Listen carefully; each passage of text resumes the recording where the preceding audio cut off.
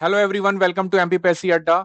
Welcome to this special session on very important topic and that topic is the fear for exam. जब से MPPSC ने negative marking introduce किया है, notification release किया है, तब से एक ही सवाल सबके मन में है कि मेरा सिलेक्शन अब कैसे होगा। बिकॉज हम एक एग्जाम पैटर्न को लेके बहुत यूज टू हो जाते हैं, अपनी अप्रोच को लेके यूज टू हो जाते हैं। तो जिस दिन से 31 दिसंबर से जब से नोटिफिकेशन आया है, लास्ट 4 डेज से जितने भी बच्चों से मैंने इंटरेक्ट किया है, जो बच्चे मेरे पास अपनी प्रॉब्लम लेके आए हैं, वो उनका पहला और आखिरी सवाल ये है कि सर अब हमसे एग्जाम कैसे क्रैक होगा, क्या हमें स्ट्रैटेजी में चेंज करना पड़ेगा, हमें बहुत डर लग रहा है। Even if I'm suggesting some strategies or some ways to keep studying in the way you are studying for last 4 5 months or 6 months or 8 months जब से लास्ट प्रीलिम्स हुआ है, बट बच्चे उस डर से बाहर नहीं आ पा रहे। तो ये एक डर का माहौल जो प्रीलिम्स 2026 के लिए बना है बच्चों के मन में, इस डर का कारण क्या है, what is the root cause, we need to understand, हमें वो समझना होगा। बिकॉज सभी को डर लग रहा है, जो अपने घरों में बात कर रहे हैं, पेरेंट्स से बात कर रहे हैं, रिलेटिव से बात कर रहे हैं, फ्रेंड से बात कर रहे हैं, अपने एस्पिरेंट कलीग से बात कर रहे हैं, सबसे वो यही डिस्कस कर रहे हैं कि पढ़ तो मैं रहा हूं, पढ़ तो मैं रही हूं, बट डर बहुत लग रहा है।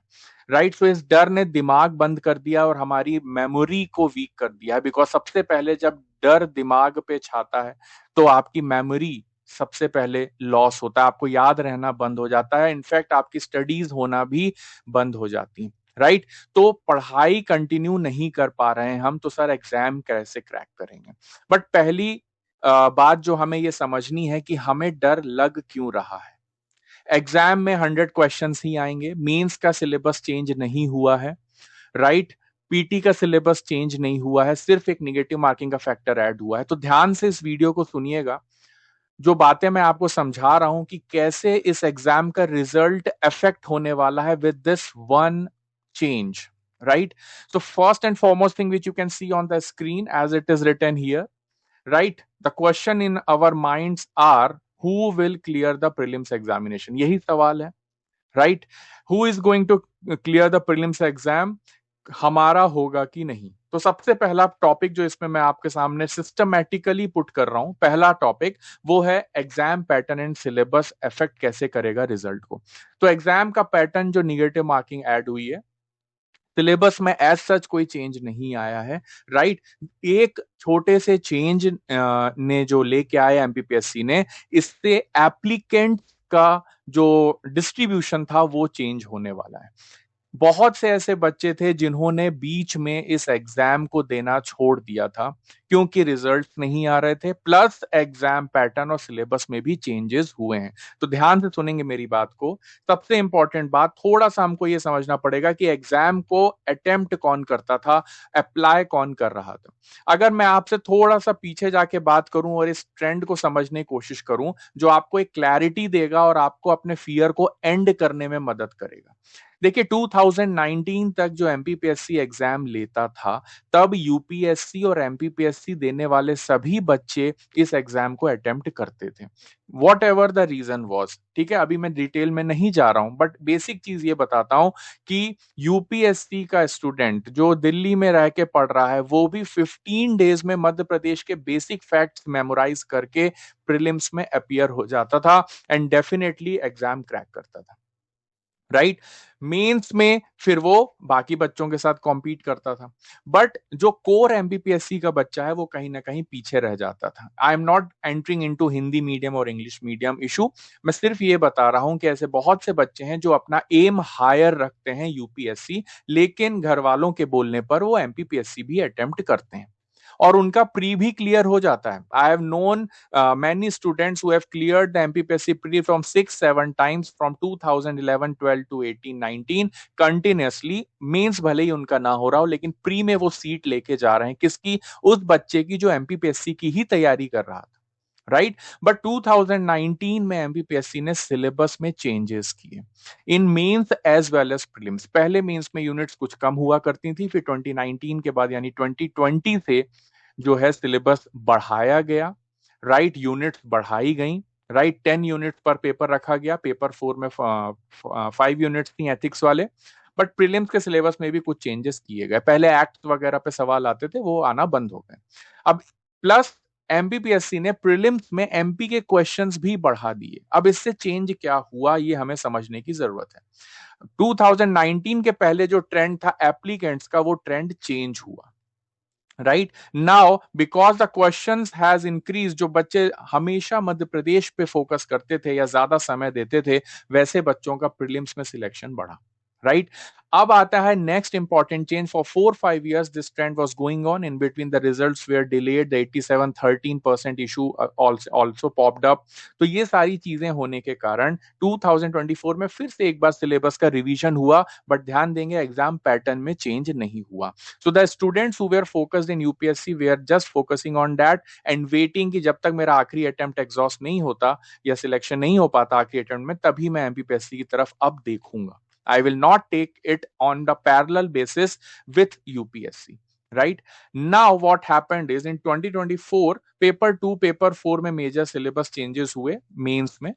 अब हमारा पैटर्न चेंज होता है 2026 में। तो यहां पे क्या सिलेबस चेंज हो रहा है? नहीं हो रहा है, लेकिन यस पैटर्न चेंज हो रहा है। और क्या पैटर्न चेंज होता है? निगेटिव मार्किंग प्रीलिम्स में आती। अब यहां पर यूपीएससी का जो कैंडिडेट है, एक्चुअली सबसे बड़ा डर जो है बच्चों के दिमाग में वो यही है कि कितने नए बच्चे अब इस कंपटीशन में कूदने वाले हैं। Who are all those students जिनके साथ अब हमें कॉम्पीट करना है। Whenever you are preparing for any exam, suppose UPSC के लिए आप दिल्ली में तैयारी कर रहे हैं या एमपीपीएससी के लिए आप इंदौर में तैयारी कर रहे हैं, यू कैन सी फेसेस कि these are our competitors and you sometimes feel safe कि अच्छा इनकी तैयारी ऐसी चल रही है, you know the competition, you know the test series ranks and all, and you can gauge yourself. But this exam pattern change has changed the dynamics of applicants who is going to apply for the exam and what are the edge or the strength they have against us.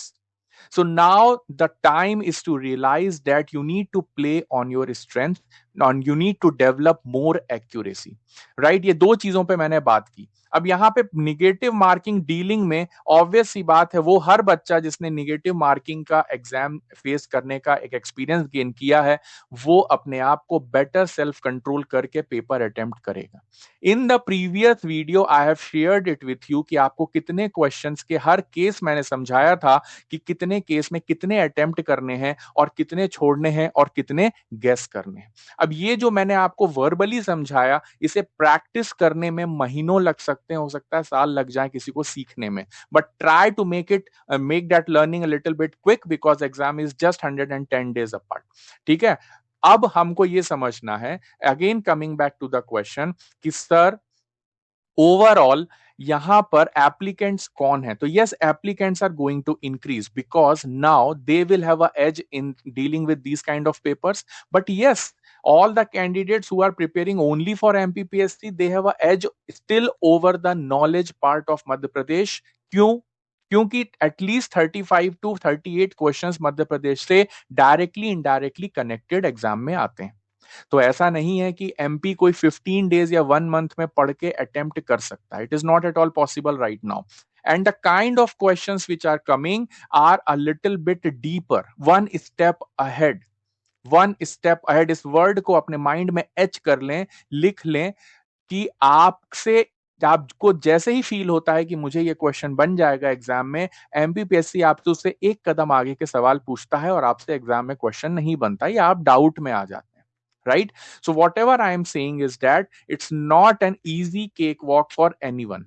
Right, either students who were completely focused on MPPSC या फिर students who were preparing for UPSC and now entering into the field of MPPSC, right? So it's a more level playing field, but you need to play on your strengths. But yes, जो weaknesses हैं उन्हें भी आपको strengths में convert करना पड़ेगा by practicing test series.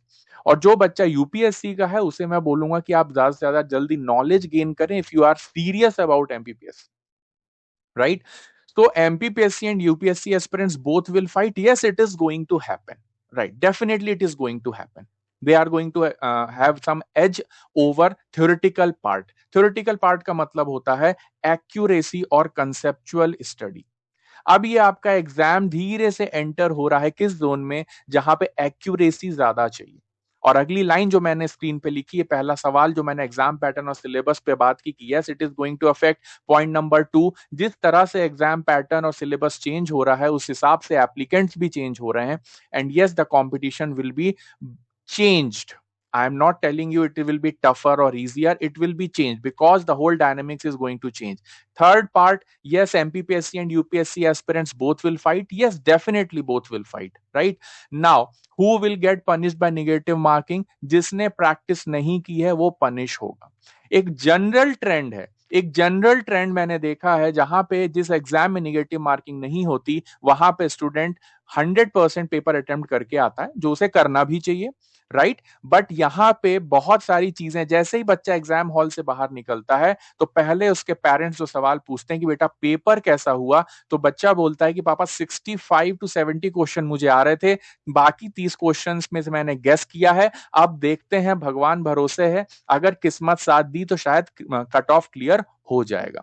तो अब ये जो आप स्टेटमेंट बोलते आ रहे थे कि किस्मत ने साथ दिया या भगवान भरोसे, अब आप अपने ही भरोसे हैं, क्योंकि अब अगर निगेटिव हुआ तो you are responsible, nobody else is responsible. अब अगर निगेटिव होता है तो आपको ही पश्चाताप करना पड़ेगा कि मैंने क्यों इसे मार्क किया, मैंने रुका क्यों नहीं, मैं रुक सकती थी, मैंने को लग रहा था ये डाउटफुल, फिर भी मैं इसको मार्क करके आ गया। तो ऐसी जब बातें आपके माइंड में आएंगी, जब आप आंसर की देखेंगे, तब आपको फील होगा that you are punished by negative marking.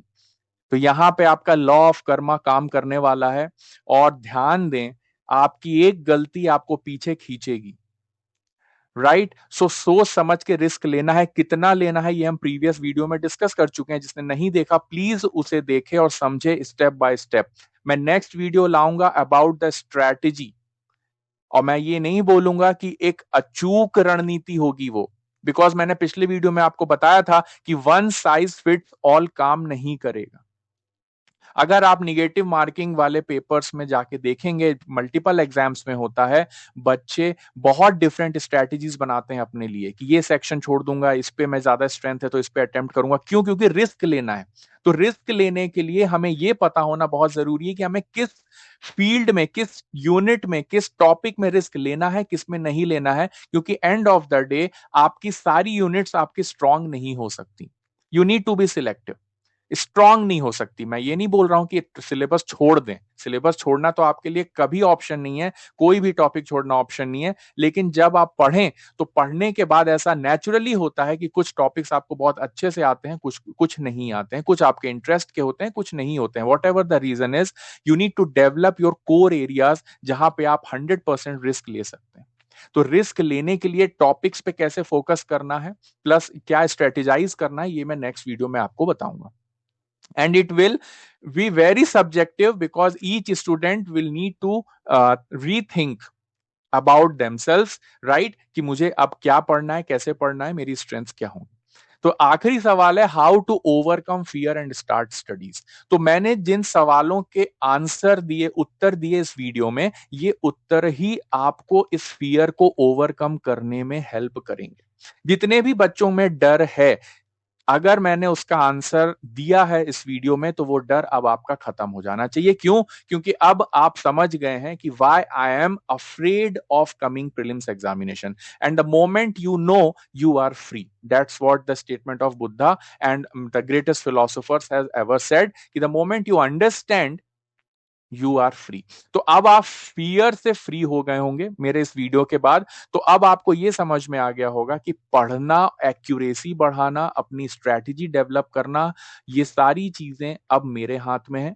मैं एक्सटर्नल फैक्टर्स को कंट्रोल नहीं कर सकता। Yes, they are going to change and I have to fight and adapt according to it, right. So अब डरने से काम नहीं होगा, अब डर के आगे जीत है वाली बात है, और अब आपको बिखरना नहीं है, निखरना है। ये सारी बातें आपने सुनी होंगी, लेकिन अब वो समय आ गया है जब आपको निखर के आपको शाइन करना है, और आपको सिलेक्ट होना है या मेंस के लिए रिकमेंड होना है बाय द एमपीपीएससी, राइट। तो जितनी बातें मैंने इस वीडियो में की, आई होप वो आपको मदद करेंगी अपने डर को खत्म करने में, क्योंकि अगर डर ने दिमाग पे हावी हो गया तो डर आपको पढ़ने नहीं देगा। मैं देख रहा हूं बच्चे पिछले 4 डेज से बहुत ही लेस फोकस्ड हैं, लेस मोटिवेटेड हैं, और मुझे जो रीजन उन्होंने शेयर किया है वो यही है कि sir we are afraid, and अब हमें और डर लग रहा है कि अपने पेरेंट्स को क्या जवाब देंगे अगर एग्जाम क्रैक नहीं हुआ तो।